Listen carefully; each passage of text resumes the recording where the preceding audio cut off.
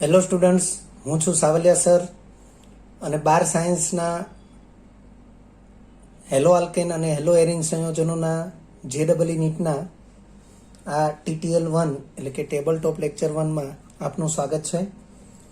વિદ્યાર્થી મિત્રો, JEE NEET લેવલે જરૂરી માહિતી પૈકી પહેલી માહિતી સમઘટકતાની છે. મુખ્યત્વે બે પ્રકારની સમઘટકતા છે. સમઘટકતાનો સંપૂર્ણ ફ્લો ચાર્ટ આપણે અહીં દર્શાવેલો છે. સમઘટકતા બે પ્રકારની છે મુખ્યત્વે. એમાં પહેલી સમઘટકતા છે બંધારણીય સમઘટકતા અને બીજી સમઘટકતા છે એ અવકાશીય સમઘટકતા છે. બંધારણીય સમઘટકતાના 5 પ્રકાર છે. આ પ્રકારો વિશેની માહિતી આપણે 11 સાયન્સમાં મેળવેલી છે. પહેલો પ્રકાર છે શૃંખલા સમઘટકતા.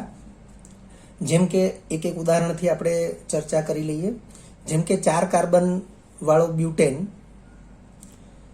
તો 4 કાર્બન એક જ શૃંખલામાં છે તો આપણે આને નોર્મલ બ્યુટેન કહીએ છીએ. પણ જો એક કાર્બન શાખામાં આવે છે તો આ આઇસોબ્યુટેન છે. તો આ સ્થિતિમાં અણુસૂત્ર સમાન છે પરંતુ બંધારણોમાં આપણને શૃંખલા અને શાખા એવું જોવા મળે છે. એટલે આ બંને બંધારણો એકબીજા માટે શૃંખલા સમઘટકો થશે. સ્થાન સમઘટકતા, દાખલા તરીકે જો આપણે બ્યુટેનોલ માટે વિચારીએ તો 4 કાર્બન બ્યુટેન માટે વિચારવાના અને ઓલ એટલે આલ્કોહોલ, ધારો કે પ્રથમ કાર્બન સાથે OH સમૂહને દર્શાવો તો પણ આ બ્યુટેનોલ જ કહેવાશે, પરંતુ એને બ્યુટેન 1 ઓલ કહેવાશે. પરંતુ જો આ OH સમૂહને પહેલા કાર્બનને બદલે બીજા કાર્બન ઉપર દર્શાવીએ તો પછી એ બ્યુટેનોલ તો કહેવાશે જ, પરંતુ એ બ્યુટેન 2 ઓલ કહેવાશે. તો એ સ્થિતિમાં આ બંનેના અણુસૂત્ર સમાન રહેશે, પરંતુ બંધારણીય સૂત્રમાં જે ક્રિયાશીલ સમૂહ છે એનું સ્થાન એ બદલાય છે, જેથી આ બંને બંધારણો એકબીજા માટે સ્થાન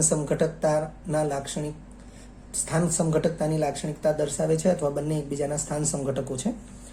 એવી રીતે ક્રિયાશીલ સમૂહ સમઘટકતા, દાખલા તરીકે આલ્ડીહાઇડ અને કીટોન અથવા આલ્કોહોલ અને ઇથર એકબીજાના ક્રિયાશીલ સમૂહ સમઘટકો છે. આપણે એને આવી રીતે દર્શાવી શકીએ. દાખલા તરીકે C2H6O. હવે આ સૂત્ર માટે આપણે આલ્કોહોલ વિચારીએ તો CH3CH2OH. વિદ્યાર્થી મિત્રો, આ આલ્કોહોલ છે એ ઇથેનોલ છે. તમે જોઈ શકો છો 2 કાર્બન છે. હાઇડ્રોજન તો 3 ને 2 5 ને 1 6 છે. ઓક્સિજન 1 છે. અને એ જ વસ્તુ ઇથર માટે વિચારીએ તો CH3OCH3. આનું IUPAC નામ મિથોક્સીમિથેન છે.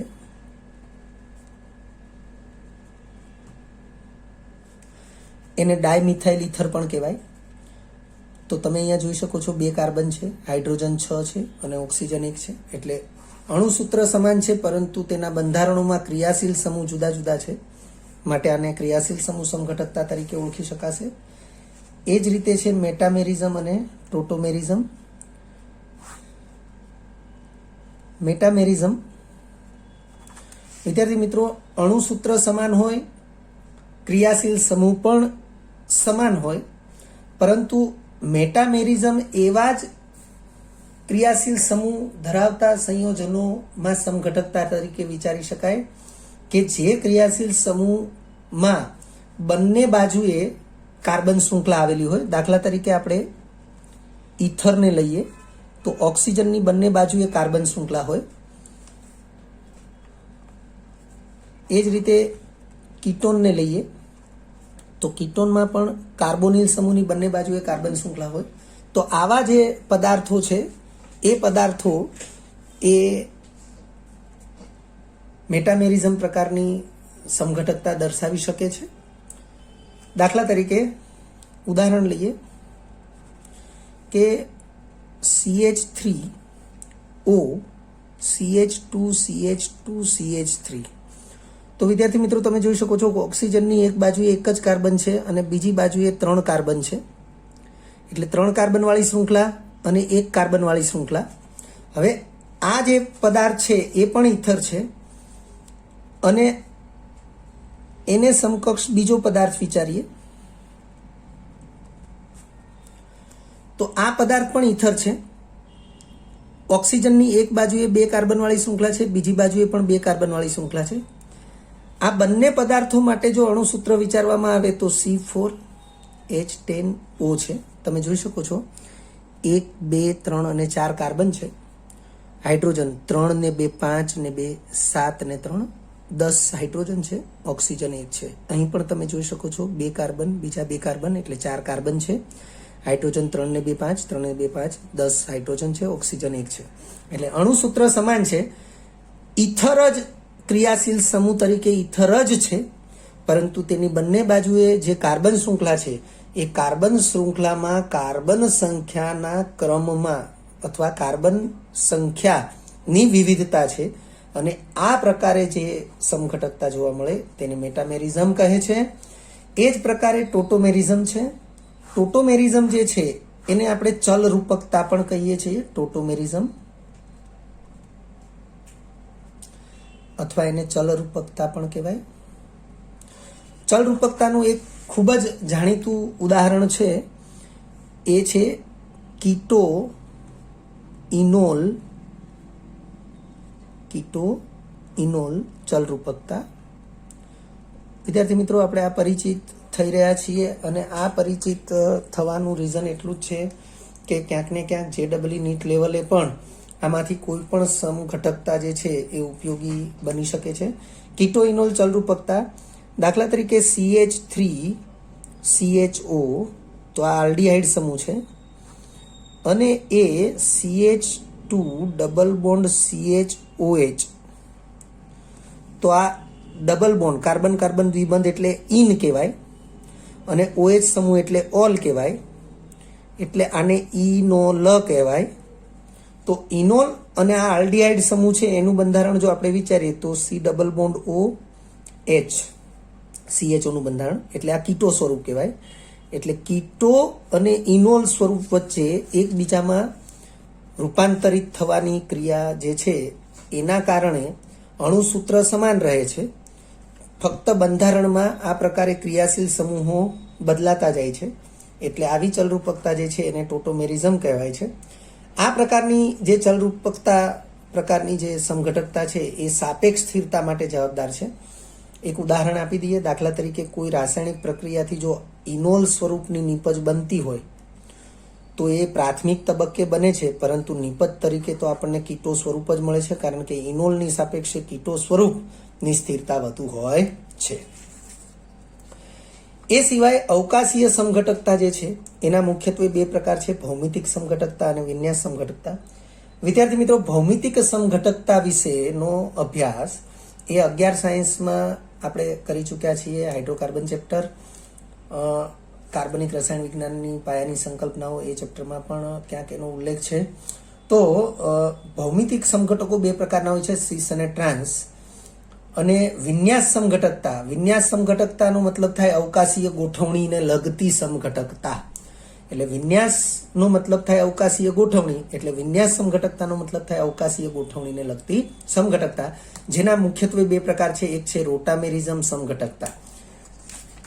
વિદ્યાર્થી મિત્રો, રોટામેરિઝમ સમઘટકતા જે છે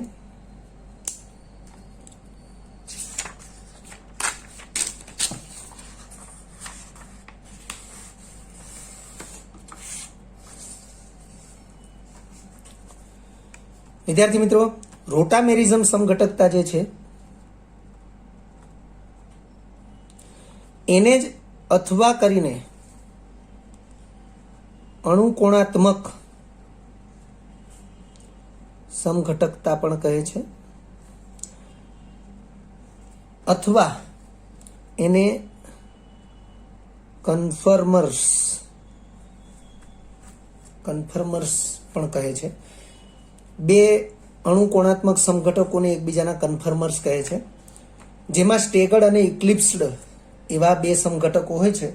આ સ્ટેગર્ડ અને ઇક્લિપ્સ્ડ જે સમઘટકો વિશેનો અભ્યાસ છે એ પણ તમે 11 સાયન્સની અંદર હાઇડ્રોકાર્બન ચેપ્ટરમાં કરી ચૂક્યા છો. પ્રકાશીય સમઘટકતા લીવો અને ડેક્સ્ટ્રો, જેનો અભ્યાસ એનસીઆરટી લેવલે તમે આ chapter haloalkane haloarene સંયોજનની અંદર કરેલો જ છે. લીવો કહેતા સ્મોલ એલ, ડેક્સ્ટ્રો કહેતા સ્મોલ ડી. તો લીવો અને ડેક્સ્ટ્રો વિશેનો અભ્યાસ પણ તમે કરી ચૂક્યા છો. ભૌમિતિક સમઘટકો વિશે આપણે થોડીક માહિતી મેળવીશું. ભૌમિતિક સમઘટકો અથવા સિસ ટ્રાન્સ સમઘટકો, કારણ કે ભૌમિતિક સમઘટકો બે પ્રકારના છે, સિસ અને ટ્રાન્સ, એટલે આપણે એને સિસ ટ્રાન્સ સમઘટકો પણ કહીશું. વિદ્યાર્થી મિત્રો, સિસ સમઘટક જે છે એને ગુજરાતીમાં સમપક્ષી અને ટ્રાન્સ સમઘટક જે છે એને ગુજરાતીમાં વિપક્ષી સમઘટકો તરીકે પણ ઓળખવામાં આવે છે. એટલે પ્રશ્ન પૂછવા માટે કોઈ પણ શબ્દનો ઉપયોગ કરે આપણને ખબર હોવી જરૂરી છે. સામાન્ય રીતે આલ્કિન સંયોજનો એટલે સી ડબલ બોન્ડ સી ધરાવતા સંયોજનો. આલ્કિન સંયોજનોમાં ભૌમિતિક સમઘટકતા રહેલી હોય છે. આપણે એના ઉદાહરણ પણ ભણી ચૂક્યા છીએ. 11 સાયન્સની અંદર હાઇડ્રોકાર્બન ચેપ્ટર, એમાં આલ્કિનની અંદર જ આપણે આ ભૌમિતિક સમઘટકતાનો ખાસ અભ્યાસ કરેલો છે. બે પ્રકારના ભૌમિતિક સમઘટકો હોય છે, સિસ અને ટ્રાન્સ. એક ઉદાહરણ આપણે બ્યુટ ટુ ઇન એટલે બ્યુટ કહેતા 4 કાર્બન, તો 4 કાર્બન આપણે જોઈ રહ્યા છીએ. 2 એટલે બીજા અને ત્રીજા કાર્બન વચ્ચે દ્વિબંધ હોય તો આપણે એને બ્યુટ ટુ ઇન કહીશું. આઈયુપીએસસી નામકરણ માટેના જે નિયમો છે એ તમે 11 સાયન્સમાં ભણેલા છો. ખાસ તમને આઈયુપીએસસી નામ આવડવા જરૂરી છે. તો તમે જોઈ શકો છો અહીં સી ડબલ બોન્ડ સી દ્વિબંધ ની એક જ બાજુએ બંને CH3 સમૂહો છે અને એક જ બાજુએ બંને H પરમાણુઓ છે, એટલે એને આપણે સમપક્ષી અથવા સિસ બ્યુટ ટુ ઇન કહીશું. એવી રીતે અહીંયા સી ડબલ બોન્ડ સી ની સામેની બાજુએ એટલે કે વિરુદ્ધ બાજુએ CH3 છે, એ જ રીતે વિરુદ્ધ બાજુએ હાઇડ્રોજન પણ છે, એટલે આપણે આને ટ્રાન્સબ્યુટ ટુ ઇન કહીશું. આલ્કિનના સંમિત અને અસંમિત એમ બંને પ્રકારો ભૌમિતિક સમઘટકતા ધરાવી શકે છે. આપણે અહીંયા લખ્યું છે આલ્કિનના સંમિત અને અસંમિત એમ બંને પ્રકારો ભૌમિતિક સમઘટકતા ધરાવી શકે છે.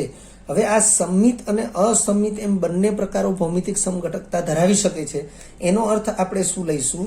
દાખલા તરીકે હું બ્યુટ ટુ ઇન વિચારું છું તો એ સંમિત આલ્કિન કહેવાશે. સંમિત આલ્કિન છે. પણ હું એના બદલે આવું વિચારું છું, સંમિત આલ્કિન અને એ પ્રકાર મતલબ સમઘટક છે એ સિસ સમઘટક છે, સિસ બ્યુટ ટુ ઇન છે. પણ હું બ્યુટ ટુ ઇન ને બદલે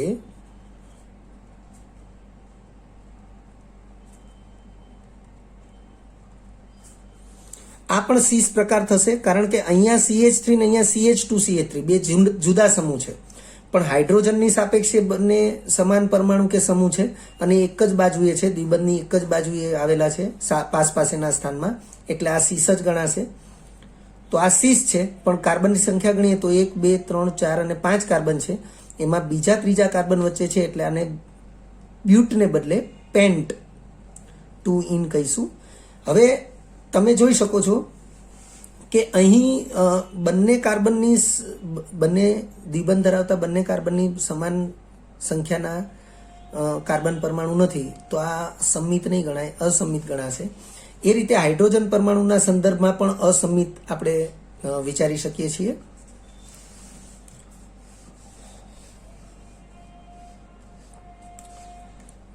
ડાઇન સંયોજનોમાં ભૌમિતિક સમઘટકતા. વિદ્યાર્થી મિત્રો, આ મુદ્દો જે છે એ મહત્વનો છે. એકાંતરે 2 વાર સી ડબલ બોન્ડ સી એટલે કે દ્વિબંધ ધરાવતા બિનચક્રીય આલ્કિન એને ડાઇન સંયોજન કહેવાય. 2 વખત દ્વિબંધ આવે તો ડાઇન, 3 વખત ત્રિબંધ આવે તો ટ્રાઇન. ધારો કે એક કાર્બન શૃંખલા છે, જો 2 વખત દ્વિબંધ આવે છે સી ડબલ બોન્ડ સી તો આ ડાઇન સંયોજન છે. 4 ને બદલે 5 કાર્બન, 6 કાર્બન, આવી કોઈ પણ કાર્બન શૃંખલા હોય. 3 કાર્બનમાં પણ ઇવન તો આપણે આવી રીતે વિચારી શકીએ છીએ. તો આવી રીતે દ્વિબંધ સી ડબલ બોન્ડ સી 2 વખત આવે તો એને ડાઇન કહેવાય. એવી રીતે દ્વિબંધ 3 વખત આવે તો એને ટ્રાઇન કહેવાય.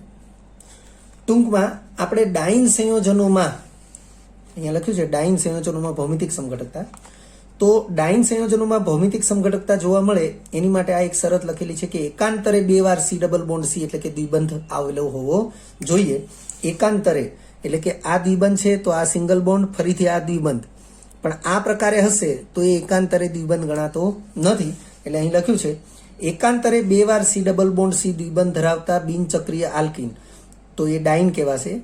અને એકાંતરે 2 વાર દ્વિબંધ હોય C ડબલ બોન્ડ C તો એને કોન્જ્યુગેટેડ ડાઇન કહેવાય. ડાઇનના પણ વિવિધ પ્રકાર છે.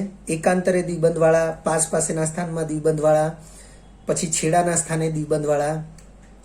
તો ફક્ત જાણ માટે આપણે કહી રહ્યા છીએ કે આવી રીતે એકાંતરે દ્વિબંધ હોય તો એને કોન્જ્યુગેટેડ ડાઇન કહે છે. કોન્જ્યુગેટેડ ડાઇન, એકાંતરે દ્વિબંધ લખ્યું છે એકાંતરે 2 વાર C ડબલ બોન્ડ C દ્વિબંધ ધરાવતા બિનચક્રીય આલ્કીન જેને કોન્જ્યુગેટેડ ડાઇન કહેવાય. એવી રીતે પાસ પાસેના સ્થાનમાં છે તો એને ક્યુમ્યુલેટેડ ડાઇન કહેવાય.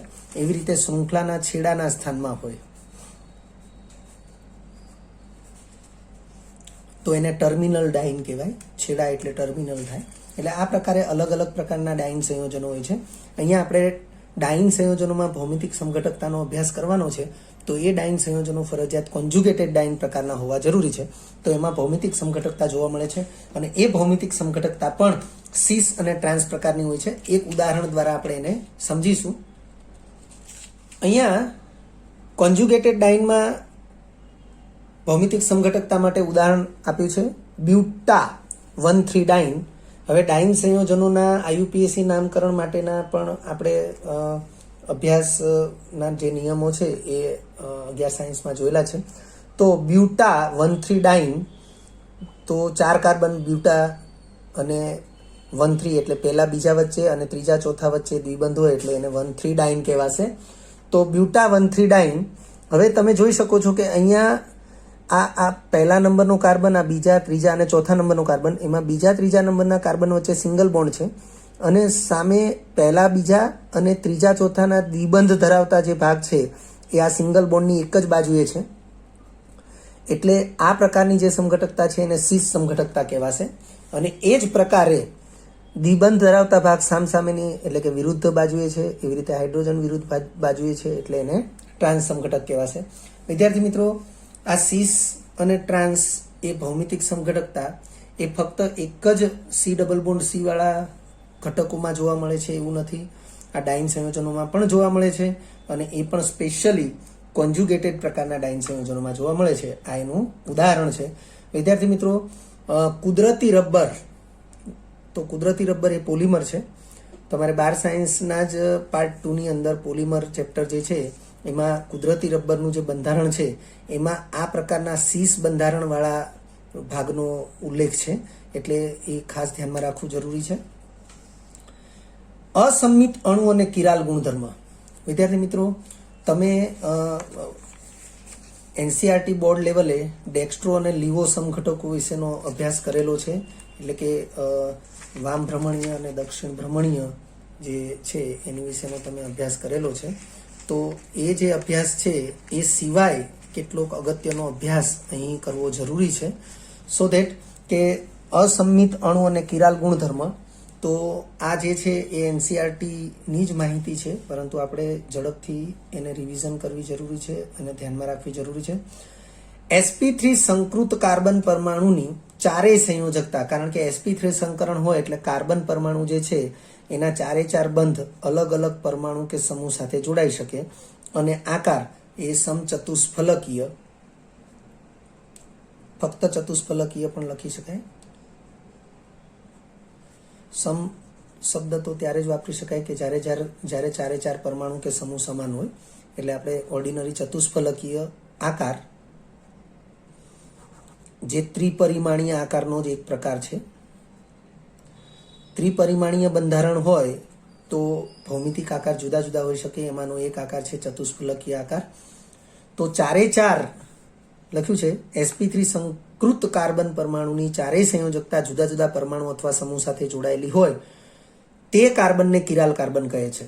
જુદા જુદા પરમાણુ કે સમૂહની વાત થઈ રહી છે. દાખલા તરીકે હું અહીંયા CH3 વિચારું, અહીંયા હાઇડ્રોજન વિચારું, અહીંયા ક્લોરીન વિચારું અને અહીંયા OH સમૂહ વિચારું, તો આ ચારે ચાર જુદા જુદા સમૂહ કે પરમાણુઓ છે. તો આ પ્રકારે જે કાર્બન છે એ કિરાલ કાર્બન ગણાશે. કિરાલ કાર્બનને આપણે સ્ટાર તરીકે દર્શાવી શકીએ. કિરાલ કાર્બન એ જ અસંમિત કાર્બન છે, એટલે લખ્યું છે કાર્બનને કિરાલ કાર્બન કહે છે, એના બદલે તે જ કાર્બનને અસંમિત કાર્બન પણ કહે છે, એવું આપણે કહી શકીએ છીએ. અહીં એક જ તત્વના બે ભિન્ન સમસ્થાનિક પરમાણુઓ જોડાયેલા હોય તો પણ કિરાલ કાર્બન ગણી શકાય.